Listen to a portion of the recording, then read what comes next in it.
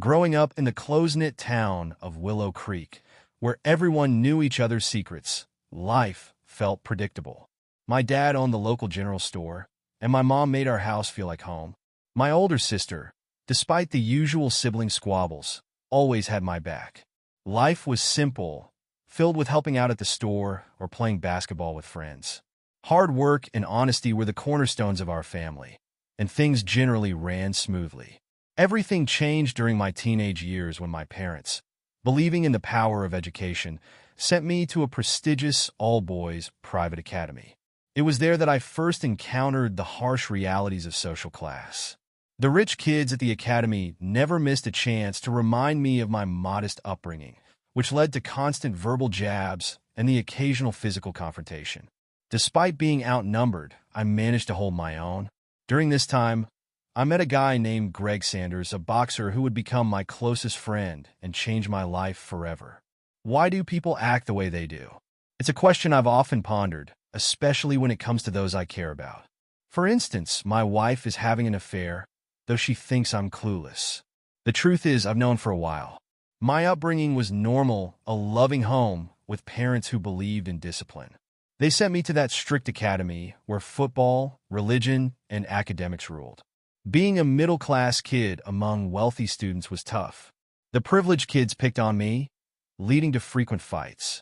To deal with my frustrations, I joined a boxing class at the local youth center, which turned out to be a life-changing decision. I met others like me, but the most important connection was with Greg Sanders. Greg, a gifted boxer and the son of a cop, quickly became my best friend. After an intense bout in the ring where he knocked me flat, we became inseparable. Greg also attended my school, thanks to his dad's influence, and together, we faced down the bullies. One day, a particularly nasty one insulted my family, and I snapped, breaking his nose and knocking out a couple of his teeth. Greg, ever loyal, had my back dealing with the rest of the bullies. Though kind to his friends, Greg was ruthless to his enemies. We made short work of a few more of their buddies and thought little of it. This wasn't the first time they'd harassed me, though my revenge rarely worked out as planned. But making enemies with the wealthy was a mistake. Douglas Patterson's father, a powerful businessman, was furious. He got Greg and me suspended for the rest of the year, even though only a month of school was left. He also pressed charges against us for assault. Fortunately, witnesses from the nearby girls' school backed up our story, confirming that Douglas had started the fight. Greg's dad, being a high-ranking officer, helped out as well. The charges were dropped, but the suspension stood, and Douglas's father even tried to make my parents pay for his son's medical bills. I spent the summer working in my dad's store, staying out of trouble. Greg and I hung out, hit the gym, and ran together. He even tried to flirt with my sister, but she was heading off to college and wasn't interested. Life remained mostly unchanged during high school. Douglas vowed revenge, but I knew it wouldn't be a physical fight this time. He'd met his match. Greg became the state heavyweight champion, and I did well too, finishing in the top 10.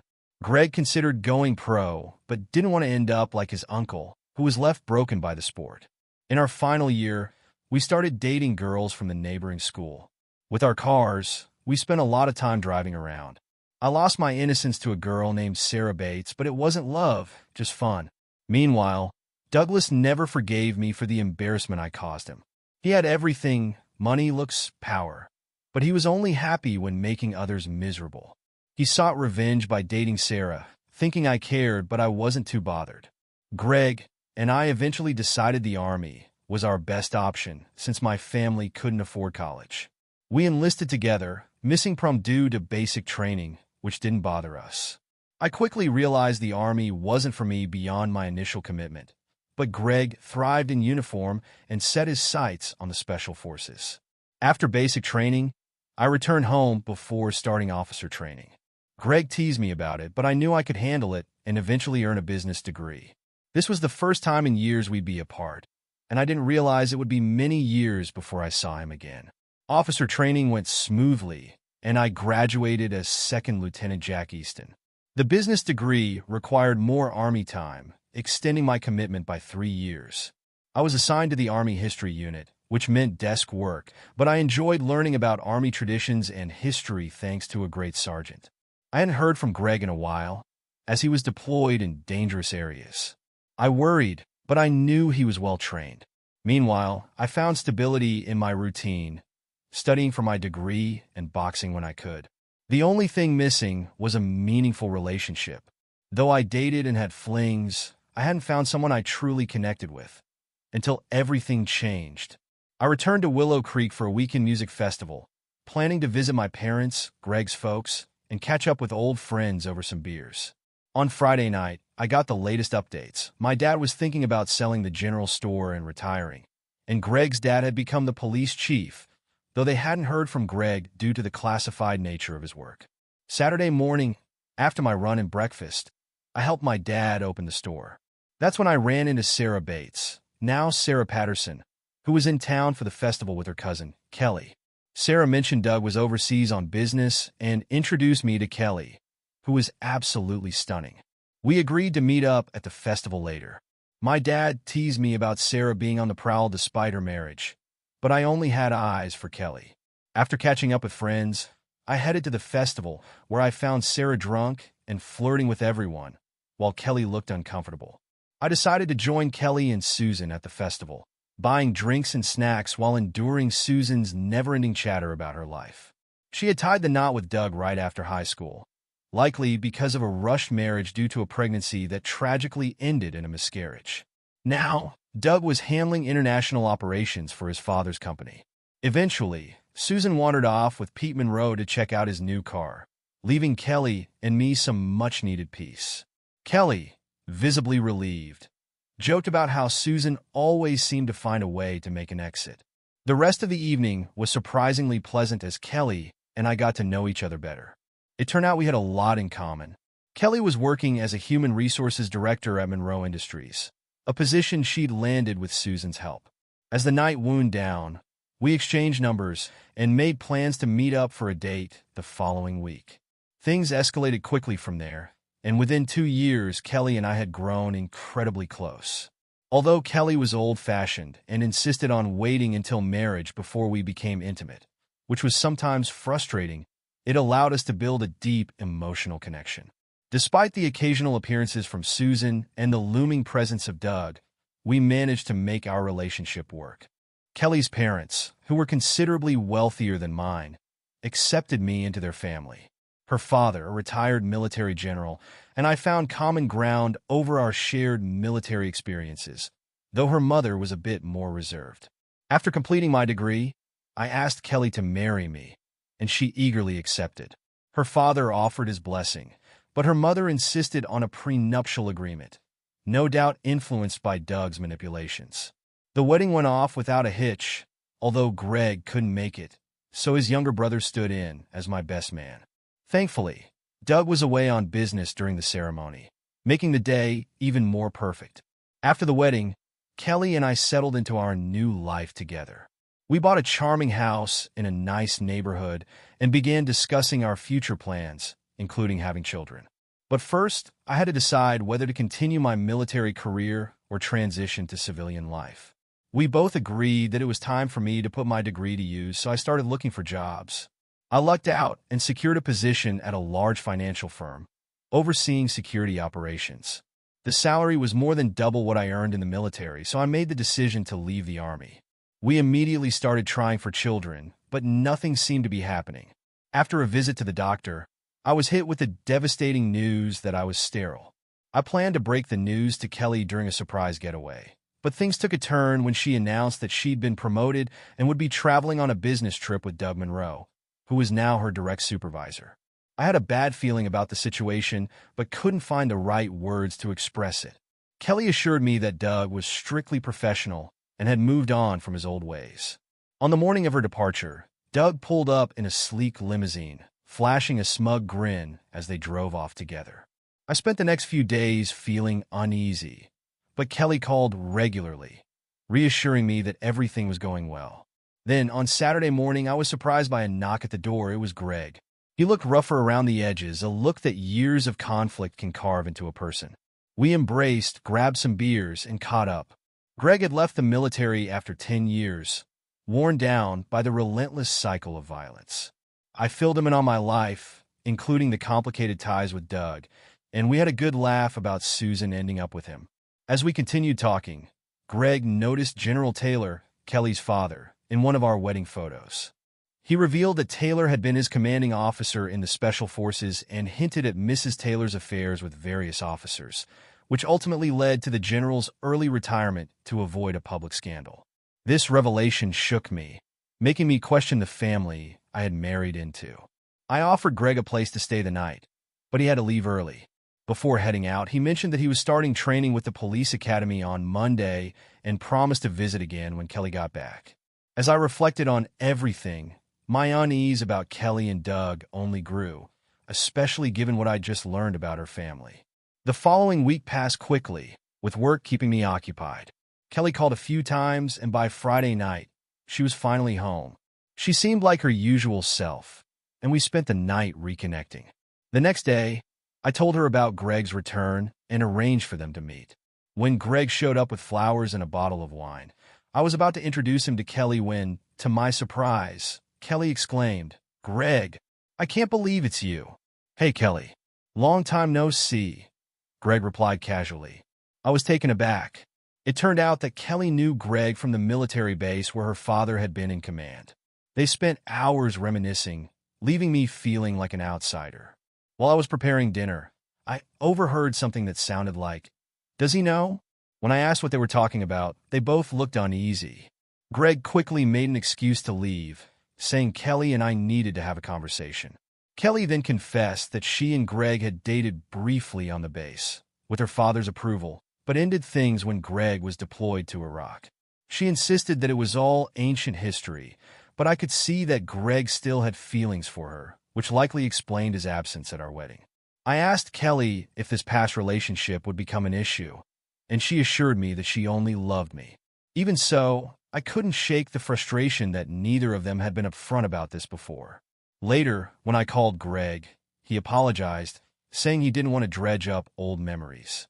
I accepted his apology, but something still didn't sit right with me. Life went on, with Kelly becoming more engrossed in her new role, and our plans for children were put on hold, so I didn't mention my infertility. Greg became a police officer and joined the SWAT team, but things at home started to feel off. Our intimacy dwindled as Kelly worked late and traveled with Doug more frequently. My suspicions that something was wrong began to grow. In need of some time to think, I decided to help my dad close up his store as he prepared for retirement. Kelly supported the idea, saying she'd be tied up with work all week anyway. While helping out at the store, Dad surprised me by advising me to be cautious, hinting at rumors circulating about Kelly's behavior. He gently mentioned that Doug had been bragging around town about having an affair with Kelly. I was livid. It's one thing to have doubts, but hearing that those doubts might be confirmed was a blow I wasn't prepared for. It finally hit me how blind I'd been. Determined to get some answers, I decided to confront Susan Monroe directly. Hearing she was at her parents' estate, I drove over, my mind racing. When I arrived, I didn't waste time. "Is Doug sleeping with my wife?" I asked bluntly. Susan looked stunned, then sighed. "You don't beat around the bush, do you, Jack?" I could see the shock in her eyes, but I didn't let up. "It's all over town," I said, pressing her for the truth. Susan broke down, tears spilling over as she confessed that she had left Doug and was back living with her parents, with a divorce looming. She revealed that their marriage had been doomed from the start, forced by circumstances and filled with resentment. Doug had been unfaithful from the beginning, even maintaining an apartment near his office for his affairs. Out of spite, Susan began her own series of affairs. The final straw came when Doug admitted he was involved with Kelly and that it was only a matter of time before she moved in with him. That was when Susan packed her bags and left for good. We talked for a while longer, but I was beyond sympathy. Susan vowed to make Doug pay, but I was more interested in my own revenge. I wished her well and hoped it would be the last time we spoke. When I got home, the house was quiet. My parents were out, and Kelly had left a note saying she needed to talk urgently. Ignoring her calls, I grabbed a beer and headed to the deck, trying to clear my head. My parents returned later, and after a few more beers, I finally went to bed, my mind still racing. The next morning, I woke to the smell of breakfast and had a quiet meal with my folks before heading to the store for the final handover. After lunch, Dad and I went fishing, and he agreed that I needed to confront the situation directly. When we got back, I saw Kelly's BMW parked in the driveway. Inside, she was sitting with tissues in hand, having already spoken to my mom. My parents quickly made themselves scarce, giving us some privacy. Kelly broke down as soon as I walked in. She explained that Susan had called to say she was divorcing Doug and mentioned that I knew about Doug's so-called late meetings. Panicked, Kelly had driven straight to my parents' house to talk. Through her tears, she insisted she wasn't having an affair with Doug, claiming that the late meetings were strictly business and that Susan had started the rumors to break us up. She even offered to stop attending those late meetings altogether. Her story seemed rehearsed, and I didn't buy a word of it. I knew Susan had no reason to lie to me.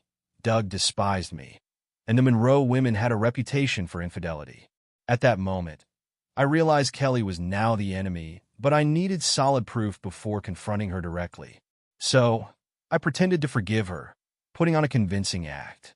We went out for dinner, and she left the next morning happy and unaware of my suspicions. Once she was gone, I called Greg for help with some surveillance on Kelly.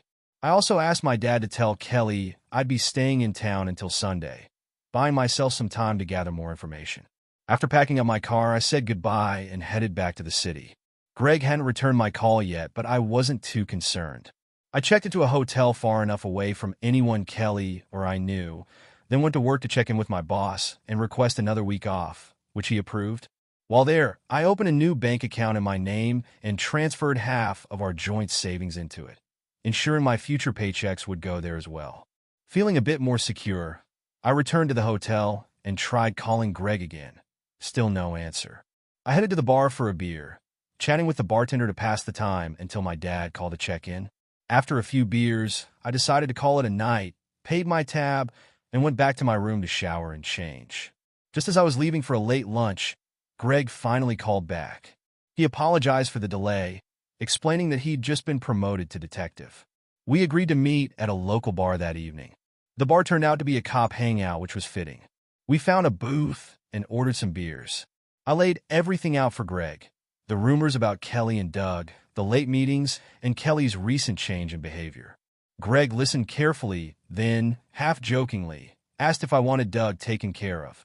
We laughed, but then quickly got serious. We needed evidence of the affair, and Greg promised to handle it, using his connections. The next morning, I woke up with a pounding headache, but followed Greg's advice to keep things normal. I canceled my leave and told Kelly I'd be home that night. She sounded relieved and welcomed me warmly when I arrived. Over dinner, she even suggested we start trying for a family. I knew it was pointless, given my condition, but I didn't say anything. As weeks passed, I grew increasingly anxious, waiting for Greg's update. Kelly started questioning our joint account balance, and I made up a story about lending Dad some money, which seemed to satisfy her. Finally, in early December, Greg called with news. We met again at the same bar, where he handed me an envelope. "Good news," he said. The private investigator's report cleared Kelly. She had been faithful, just living her routine life. Doug, on the other hand, was a mess, caught up with multiple women, gambling, and pills. Greg also revealed that Doug was about to be busted for cocaine, and his downfall would be all over the news. It was the perfect Christmas gift. I bought a round for the bar, then headed home to my wife. Greg promised to visit over the weekend. When I got home, Kelly was unusually affectionate, and we had a night of intense passion. Afterward, she dropped a bombshell. "You're going to be a father," she said, smiling. I was stunned, and Kelly mistook my shock for excitement. She happily shared the news of her pregnancy, explaining that she wanted to wait until after the first trimester to tell me. Then she started talking about the nursery, the baby shower, and maternity leave, but I could hardly hear her. The realization that I was being deceived hit me like a freight train. As a logical person, I quickly concluded that the baby couldn't be mine because I was sterile. I knew Kelly had to go, but I needed to play it smart. I couldn't believe she thought she could pass off someone else's baby as mine, especially given how infrequent our intimacy had been. I tossed and turned that night, watching her sleep peacefully beside me, anger boiling inside. Unable to stay in bed, I quietly slipped out and went downstairs to my study, trying to figure out my next move. I found myself sitting in the dark, staring at my gun and contemplating options I never thought I'd consider. But I knew deep down that violence wasn't the answer. I needed a plan, not a catastrophe. My entire life had been built on lies. Kelly's betrayal, Greg's deception, and Doug's manipulation. I concluded that the baby wasn't mine, and I was surrounded by enemies. To survive this, I had to keep up appearances while plotting my next move. The first step in my plan was to contact Doug Monroe. Early the next morning, I left the house and called Doug's office, leaving an urgent message. By mid-morning, it became clear that he wasn't going to call back. I didn't want to risk going to his office and being seen by Kelly or her colleagues, so I decided to take matters into my own hands. I rented an SUV and parked outside his office, waiting. When Doug finally left, I discreetly followed him to an apartment building. Seizing the moment, I pulled up beside him, forced him into the car, and sped off. Doug was terrified, thinking I was going to kill him. I reassured him that I only wanted to talk, then drove to a secluded spot by a nearby lake. There, I handed him the report that Greg had compiled. As Doug read through it, he mumbled that it was all lies, blaming Susan for everything. I cut him off, telling him the report came from Greg, not Susan. Doug's face drained of color as he realized just how deep in trouble he was. To his surprise, I told him I didn't believe most of what was in the report, except for the part about him cheating on his wife. Then, I dropped another bombshell. I suggested that we help each other. Doug, a weak figurehead controlled by his father, wasn't the playboy the report made him out to be, but he was still vulnerable. I warned him that Greg was planning to frame him with drugs and get him arrested. Doug, bewildered, asked why I was helping him and why Greg was targeting him. I explained that I needed his father's connections to dig into Greg's background. Reluctantly, Doug called his father and arranged to leave the country. Before he left, Doug handed me the phone, and Mr. Monroe, though hesitant, agreed to provide a full report on Greg within a few days. I couldn't give Doug a clear answer as to why Greg was doing this, but I suspected it was part of some twisted revenge scheme. I stayed with Doug until his father's people arrived to take him away, knowing this would buy me some time to figure things out. I returned to the city, dropped off the rental, and decided to lay low. Needing a break from the chaos, I accepted a work assignment that required a 2-week trip to regional offices. Kelly wasn't thrilled about my sudden departure, but I reminded her that with a baby on the way, I needed to stay on good terms with my boss. That seemed to quiet her concerns. The 2 weeks passed quickly, but I struggled to get in touch with Mr. Monroe for the report. On my last day out of town, a courier delivered a thick package to my hotel. It was a report on Greg. I spent half the night reading through it, pausing only to down straight whiskey as the details grew more disturbing. The Greg I had known at 18 had turned into a dangerous, twisted man by 28. The report detailed Greg's violent childhood, including witnessing his mother's murder. His stepmother and father tried to manage his rage by enrolling him in boxing, which led to his success as a champion. But the man he had become was far more dangerous than I had ever imagined. The report answered all my questions, but provided no comfort. I realized I was just collateral damage in a long-standing power struggle. Worse, if Greg discovered I knew the truth, he would likely come after me. There wasn't much of interest in the report until Greg joined the army. That's when everything became clear, and I knew I needed to distance myself from him. The real revelations came after Greg completed Special Forces training. The key figure in his transformation was General Edward Taylor, who led Greg's unit. They clashed constantly. Taylor was ruthless, while Greg valued righteousness and the well-being of his men. Their biggest conflict was over Greg's relationship with Taylor's daughter, Kelly. Initially, Greg got involved with Kelly despite her father, but it quickly became serious. Kelly resembled Greg's late mother, deepening his attachment. Things fell apart when Greg proposed, and Kelly refused, saying she needed her father's approval. Shortly after, Taylor sent Greg's unit on a series of dangerous missions, culminating in a disastrous operation that left many dead or injured, including Greg. Taylor retired in disgrace, and Kelly ended things with Greg at her father's request, despite her feelings for him. Afterward, Greg plotted revenge. When he learned I was marrying Kelly, he saw a new opportunity. He left the military, became a cop in my city, and planned to ruin Kelly's reputation by seducing her, getting her pregnant, and causing a scandal.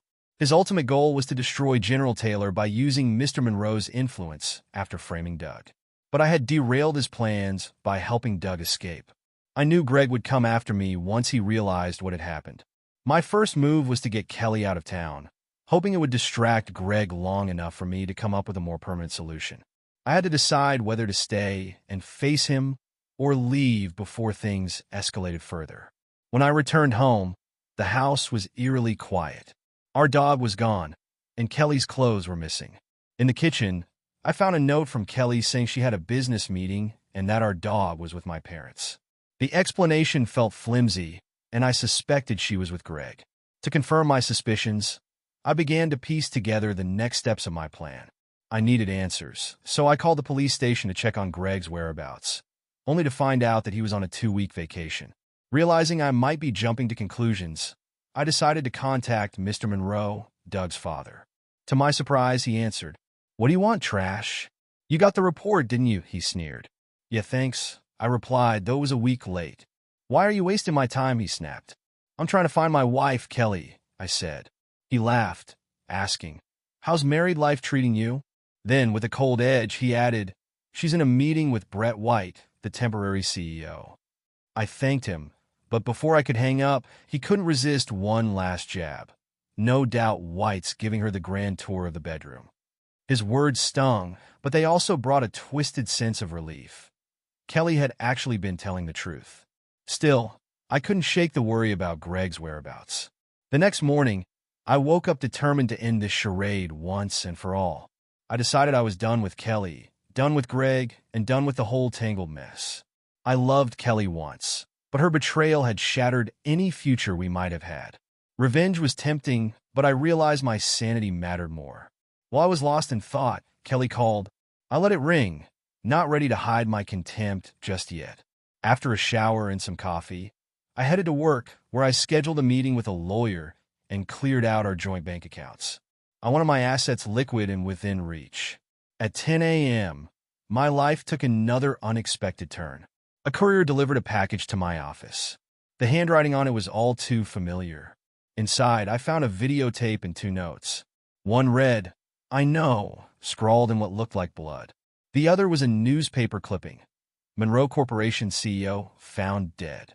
Doug Monroe had been found dead on a beach, and the police were treating it as foul play.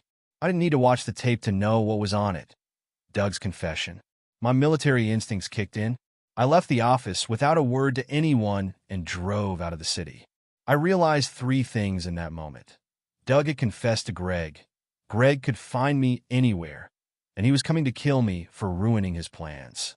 I needed help, so I headed straight to the one person I knew I could trust, my old sergeant, Brian Moses. He had connections and could help me disappear. When I arrived at Brian's place, I found him relaxing on the beach. I hated to drag him into this, but I had no other choice. "Lieutenant, what brings you here?" Brian asked, sensing the gravity of the situation. "I need your help, Brian. I need to disappear, no questions asked," I said. Understanding the seriousness of my request, Brian made a quick call and then took me downstairs for a photo session to create a new identity. We avoided the heavy topics while waiting, but an hour later, a guy arrived to handle the new identity paperwork. Brian offered me a place to stay for the night, and as I tried to relax, my thoughts drifted back to Kelly. Despite everything, I was still concerned for her safety.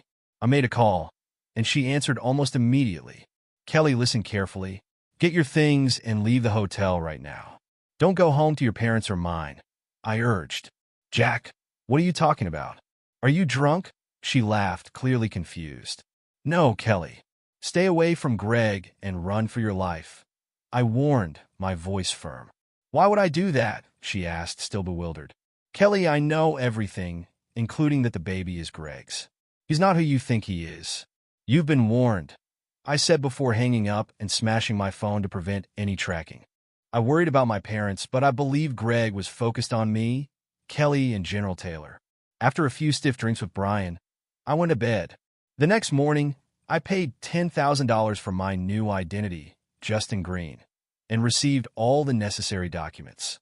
I left the ID materials with Brian, who promised to arrange a new vehicle for me.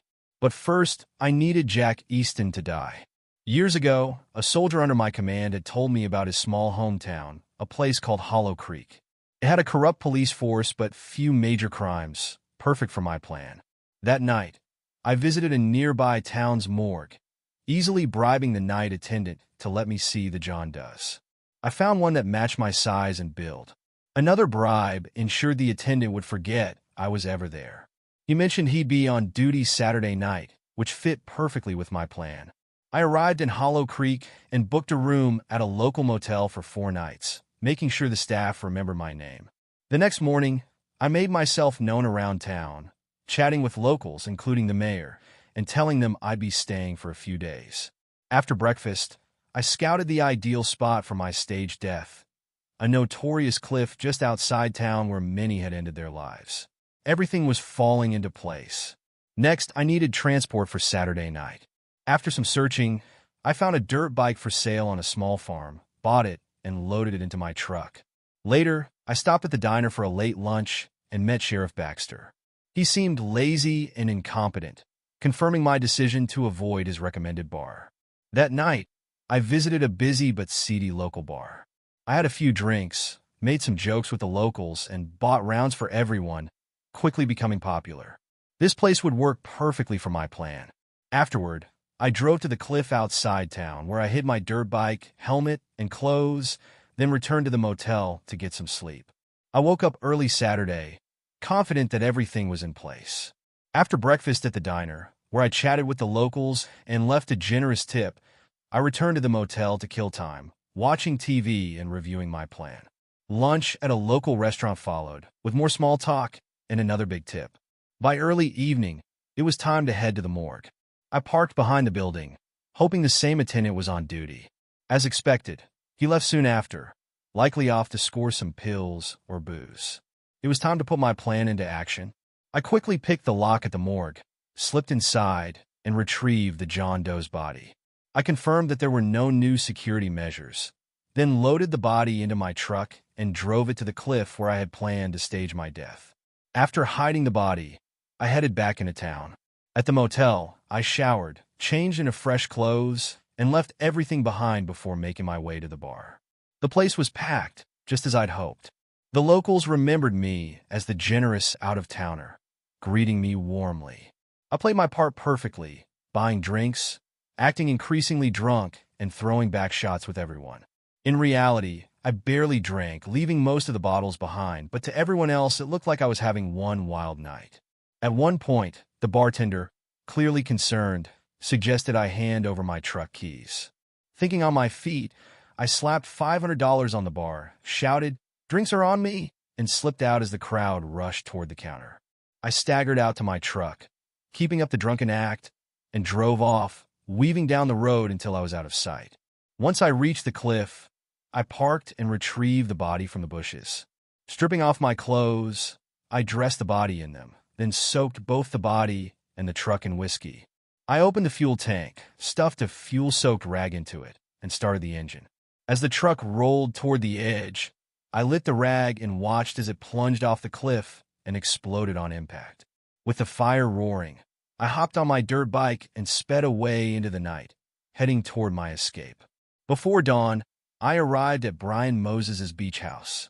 Brian had already secured an old pickup truck for me and offered a place to hide, a remote cabin his late father had owned, deep in the woods near a town called Last Chance.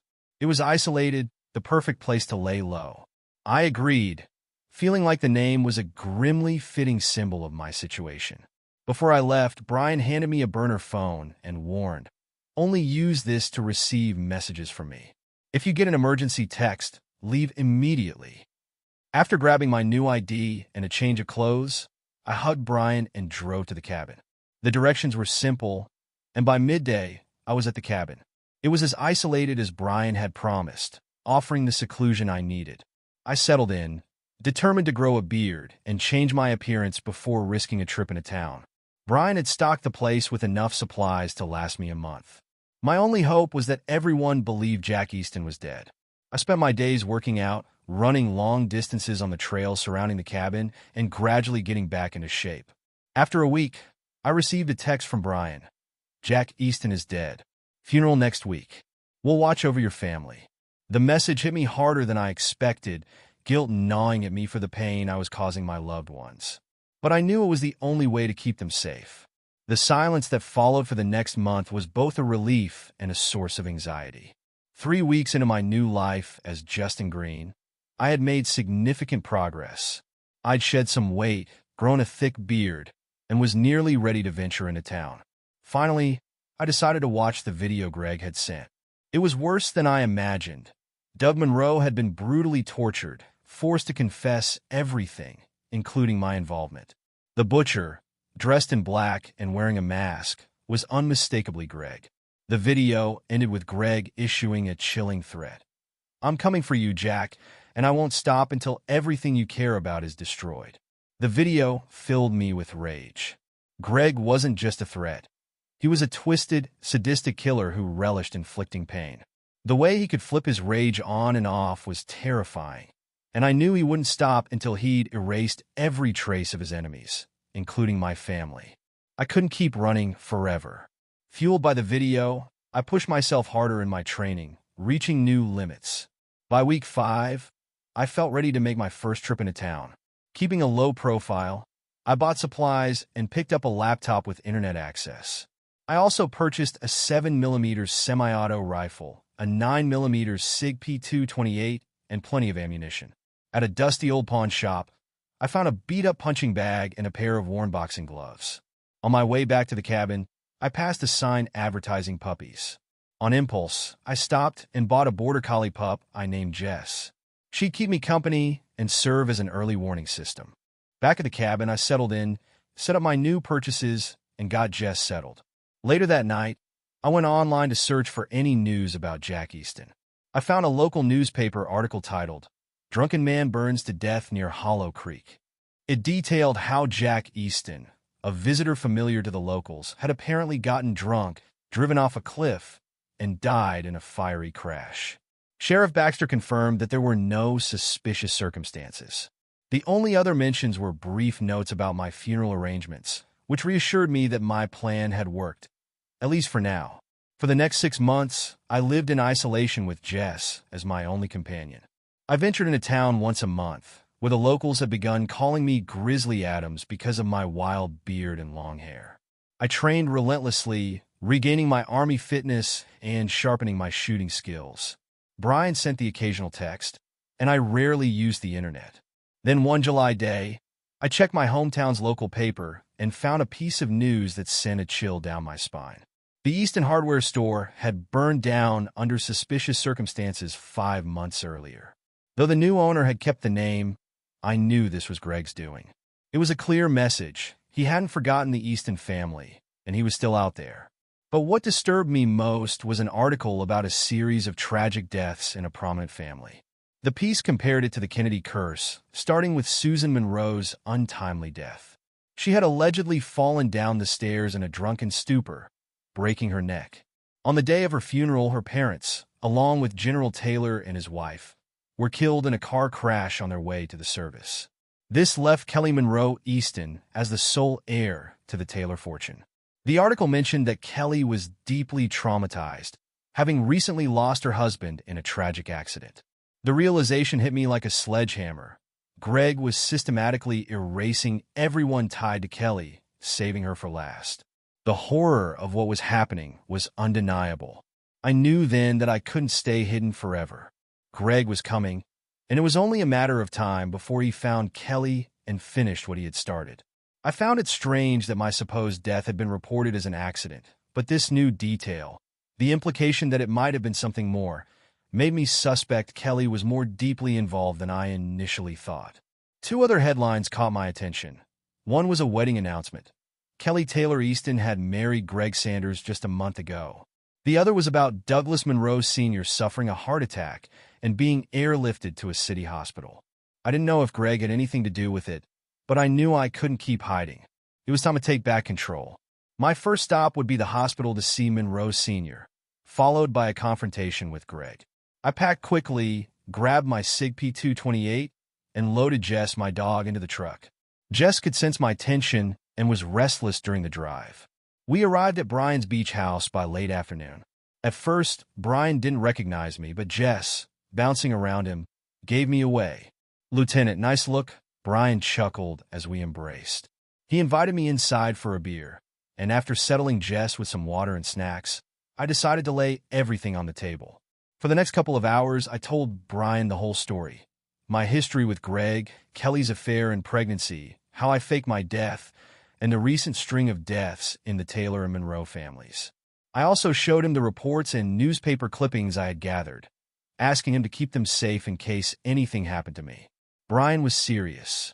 "Lieutenant, Special Forces guys like Greg aren't to be taken lightly. He's gone rogue." "I know, Brian, but I can't keep living in fear. I have to stop him," I replied. Brian offered to help, but I insisted he stay out of it, asking him instead to look after my family if things went sideways. After some convincing, he reluctantly agreed. Brian's biggest concern was whether I could actually take Greg down. "If it's kill or be killed, I'll do what I have to," I said, fully aware that I was up against a trained killer with connections and resources. My chances were slim, but I had no other choice. I'd never imagined myself capable of taking a life, but as the saying goes, evil triumphs when good men do nothing. I've been running long enough. It was time to confront the music. Late that night, I drove back to the city where I had once lived and worked. I arrived after midnight, checked into a cheap hotel, and dropped off my gear. Then I texted Brian to let him know I was safe and planned to visit Monroe Sr. at the hospital the next day. By the time I got there, visiting hours were over, which was exactly what I wanted. My beard and long hair helped obscure my identity from the security cameras. I knew the hospital layout well and had confirmed earlier that Monroe Sr. was in room 319 on the 3rd floor. I avoided security, slipped into a restroom, and waited until the coast was clear. When I finally made my way to room 319, I found Monroe Sr. lying pale and hooked up to various monitors. I must have dozed off for a few minutes when I was startled awake by a nurse checking on him. After she left, I stepped out of the shadows. Monroe Sr. startled me by speaking first, his voice shaky. "Come closer. Let me see the face of my killer," he muttered. I turned on a small light, and he looked surprised. "So, Greg farms out his dirty work now? What a coward," he sneered. "Get it over with." "I'm not here to kill you, old man," I said, turning on the lamp. Recognizing my voice, he asked, "Jack Easton? Is that really you?" Tears welled up in his eyes, not of pain, but of relief. This was not the reaction I expected. Despite our past, Monroe Sr. seemed genuinely glad I was alive. We talked until dawn, and by the time I left the hospital, I had gained 2 valuable things: a key to a safety deposit box and crucial information. Back at the motel, I texted Brian and got some much-needed sleep. When I woke up around 11 a.m., I showered, grabbed a quick bite, and called the hospital. Monroe Sr. confirmed that I could access safe deposit box 112 under my new identity, Justin Green. Before heading to the bank, I stopped at a barbershop and shaved off my head and beard. I wasn't hiding anymore. Even with the change, it would take a close look to recognize me. Leaner, more muscular, and hardened by months of training and isolation. At the bank, I was treated like a VIP. After accessing the box, I took everything inside: a large envelope and a significant amount of cash. I returned to the motel, grabbed some takeout, and sat down to think. My conversation with Monroe Sr. had been eye-opening. Since my supposed death, things had escalated rapidly for Greg. With Doug and me out of the picture, the general had become Greg's primary target. Monroe Sr. revealed that after I had called Kelly that night, she didn't run away. Instead, she ran straight into Greg's arms. Rumor had it she was telling people I had abandoned her when I died. Greg and Kelly had apparently been thrilled to be together, though Greg was frustrated he couldn't personally take me down. With me out of the way, only General Taylor remained as an obstacle. Monroe Sr. assured me the report in the safety deposit box would explain everything. He was furious and grieving over his son's death, but even with all his money and power, he couldn't get to Greg. Monroe Sr. had started a reinvestigation into both Greg and Kelly Taylor. Kelly had quickly dropped the Easton name, and this time Monroe Sr. spared no expense. Initially, he had planned to use me as a weapon against them, but then I died before his heart attack. In his desperation, Monroe Sr. had been planning to hire some very dangerous people to take care of Greg once and for all. Now, with this new information in hand, I knew it was time to confront Greg and end this once and for all. When I showed up, Monroe Sr. made a surprising choice. He decided to help me instead of dismissing me. He believed that my desire for revenge might succeed where his wealth had failed. He called it bloodlust and seemed oddly confident in my chances, even more so than I was. With the key to the safety deposit box in hand, I promised to keep him updated. As I sat down with the thick report, I started reading. Much of the content was familiar, but the added details painted a clearer picture of just how thoroughly I'd been manipulated. Monroe Sr. must have spent a fortune on this investigation. The connection between Greg Sanders and Kelly Taylor ran deep, and the animosity between General Taylor and Sanders was rooted in reality. But there was one significant detail I hadn't known. Kelly had never refused to marry Sanders. Instead, they had planned to elope, with Sanders leaving the military to become a cop. General Taylor, however, discovered their plan and had Sanders' unit deployed to the Middle East, hoping he wouldn't survive. When Kelly continued to write to Sanders, expressing her love, the general threatened to have him returned in a body bag if she didn't end it. In a rare act of self-sacrifice, Kelly broke things off, terrified her father would follow through on his threat. Heartbroken and angry, Sanders had hoped to reconnect with Kelly during his leave, but the general intervened again, sending his unit on a dangerous mission. Though Sanders survived, he came back a different man. After the general was forced to resign in disgrace, Kelly never forgave him, and Sanders' pent-up rage found a deadly outlet. Killing became his way of coping, and with his military training, he was exceptionally good at it. As for me, I was just a pawn in their twisted game. Kelly, who was close to her cousin Susan, knew all about me through Sanders. She had come to the festival with a plan: marry me as a way to stay connected to Sanders while keeping her father at bay. When our marriage lasted longer than she intended, Kelly tried to drive me away by withholding affection, hoping I'd leave. Her ultimate goal was to provoke Sanders into jealousy, forcing him to return and claim her. Much of the report's information came from Susan Monroe herself, who, bitter over Doug's death, spilled everything Kelly had confided in her. When Sanders returned from the military, his mission was twofold: reconnect with Kelly and take revenge on the general. Once he found Kelly again, they quickly rekindled their relationship, and she became pregnant. To set the stage for their plan, Kelly hinted at an affair with Doug Monroe, hoping to push me into either confronting Doug or leaving her, clearing the way for her and Sanders. When I approached Sanders for help, he saw an opportunity to manipulate me further. He doctored the report on Kelly to keep me distracted, then planned to frame Doug for drug charges. Afterward, Sanders intended to use Monroe Sr.'s influence to destroy General Taylor. Their plan unraveled when Kelly told me she was pregnant, unaware that I was sterile. That confirmed her infidelity, and I knew Sanders had to be the father since Doug's involvement was all a ruse. Fueled by betrayal, I wanted swift revenge against both Sanders and Kelly. Realizing Sanders was setting up Doug to provoke me into action, I decided to protect Doug out of spite.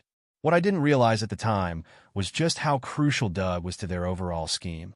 When Doug disappeared, Sanders was furious and hunted him down. After torturing Doug, he learned that I had interfered with his plan to take down the general. Enraged, Sanders sent me the video package, trying to provoke me into making a reckless move he could exploit. My call to warn Kelly, however, inadvertently tipped off Sanders that I had left the city. She informed him, and he immediately began searching for me. It was only my quick thinking and Brian's assistance that kept me and my family safe. When I faked my death, they believed it, and I was no longer a threat, allowing Sanders to shift his focus entirely to the general. Kelly and Sanders, realizing that people were asking questions, quickly figured out that Susan had been talking. They decided she needed to be eliminated. Susan believed her wealth would protect her, but Sanders saw it as an opportunity to remove her and the general without raising suspicion. They didn't care if Kelly's mother, aunt, and uncle were collateral damage. One evening, when Susan returned home, Sanders was waiting. He killed her, making it look like she had drunkenly fallen down the stairs. Then they tampered with the general's car, ensuring it would crash on the way to Susan's funeral. Just like that, the Taylor family was wiped out, leaving Kelly with everything: wealth, power, and political connections. Sanders had systematically eliminated his enemies, with only Monroe Sr. left. After a brief mourning period, Kelly and Sanders married. The only glitch in their plans was Kelly's miscarriage. Whether it was a natural loss or something they orchestrated because they doubted the baby was Sanders, I couldn't be sure. Sanders likely planned to eliminate Monroe Sr. next, but the heart attack seemed to have been a stroke of luck, saving them the trouble. As I reflected on all this, I considered walking away. But then I thought about my mom, dad, and sister. If Sanders ever got bored, he might come after the rest of the Easton family just to tie up loose ends. No, I decided. As my dad always said, when you've got a rabid dog, the most humane thing to do is put it down. I woke up the next morning with a sense of finality, wondering if this would be my last day. After a shower, I called Brian and updated him on my plan. I'm going to ambush Sanders at the Taylor mansion. He and Kelly moved in right after her uncle and aunt died, and with Sanders on leave, he should be there, I explained. I thanked Brian once more for everything he had done and asked him to take care of my family, including Jess, if things went wrong. I spent the rest of the day in quiet preparation, knowing that this could be the end. Once night fell, I dressed in black, checked my weapon one final time, and left the motel. As I drove through town, memories of my past with Sanders flashed through my mind, bringing me to the realization of how far things had spiraled out of control. I parked a safe distance from the Taylor house, grabbed my gear, and quietly made my way to the mansion, relying on the knowledge of its layout from my high school days with Susan to guide me. I reached the perimeter of the Taylor mansion quickly, using night vision gear to scan the area. I saw Kelly pulling out of the driveway in her BMW. I waited 5 minutes to ensure she was gone for good before moving in. Approaching the house cautiously, I peeked through a window and spotted Greg Sanders in the dining room, sipping a glass of wine. He seemed engrossed in some papers. I quietly slipped through the garage and crawled into the kitchen, staying low and out of sight. Sanders was sitting at the dining table, his back to me. As I raised my weapon, steeling myself for what I might have to do, he suddenly reacted, diving to the floor just as I fired. My shot missed, and he quickly returned fire, striking my shoulder. Pain seared through me as I realized Sanders was armed, even while on leave. I knew I was outmatched and made a desperate run for the garage door, firing blindly to keep him at bay. Suddenly, the lights went out, plunging the house into darkness. I stumbled, tripping just as 4 shots tore through the door where I had been. Fear gripped me. Sanders was coming, and I was bleeding badly. I decided to go down fighting. I fired wildly in the direction I thought he might be, but the silence was unnerving. Then, the driveway lights flicked on, illuminating Sanders on the floor, dazed from a grazing shot to the head. Between us lay a knife. As I reached for the blade, Sanders regained consciousness. "Never bring a knife to a gunfight, Jack," he taunted, readying himself for the kill. But before he could pull the trigger, blood sprayed across the room. Sanders collapsed dead. Brian had arrived just in time, taking Sanders out with a precise shot. He dragged me outside, staunched my bleeding, and then went back into the house for a few minutes. When he returned, he tossed me into the car, and we sped away. I woke up days later at Brian's place, sore but alive, thanks to a retired doctor friend of his. I had been unconscious for days, but the first thing I learned was that Sanders was dead. Once I had recovered enough, I returned to the cabin with Jess to rest and keep a low profile. I kept a close eye on the news and saw reports of Greg Sanders' death. The police concluded that 2 armed intruders had ambushed him, but there were no leads.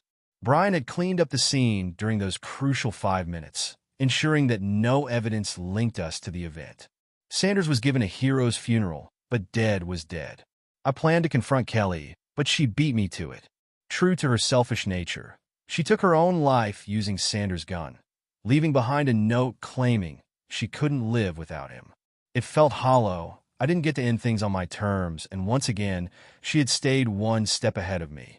Now, I'm driving to Brian's beach house with Jess beside me for a long overdue family reunion.